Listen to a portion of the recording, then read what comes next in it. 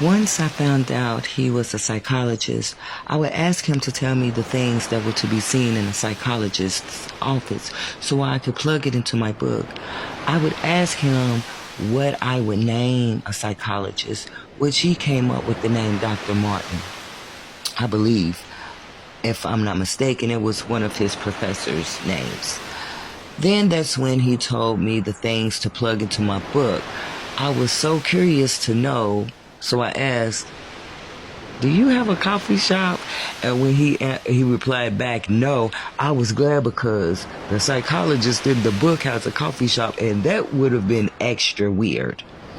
Now this man pushes me to keep typing and to believe in myself. Come on, I just knew he was sent by God. I knew since we were so far away from one another that I needed to keep his attention, so I started writing him sex stories.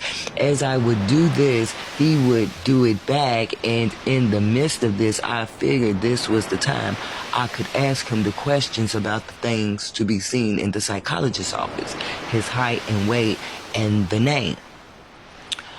Other than that, everything else seemed to be good. I looked at it like God sent someone in my life to push me. I was always big on not running to man, but running to God. I figured this was God's way of also bringing someone into my life that I could talk to eventually. I would never consider opening up to a psychologist, but that's what eventually happened as we continued to communicate. Beth and I were glued to her story. I didn't want her to leave just yet. So what happened next? Beth asked. We were taking turns asking questions. I know Beth was feeling the same way as I. Krista sighed before answering.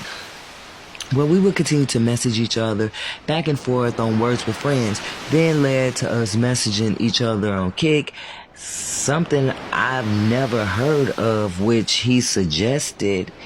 We would exchange innocent pictures of ourselves and continue to exchange sex stories. We eventually got each other's phone numbers and communicated. Dr. Ahab's nickname I gave him was Professor. Kind of brought me back to the show called The Parkers. Crystal laughed. But anyways, my brother died in 2016. I started writing in February 2017 after God tells me to write. I come in contact with Dr. Ahab in October of 2017 after writing the book. You couldn't tell me that God didn't send him to push me into my greatness. Although there were a few people that said that it was too good to be true, I wasn't hearing it.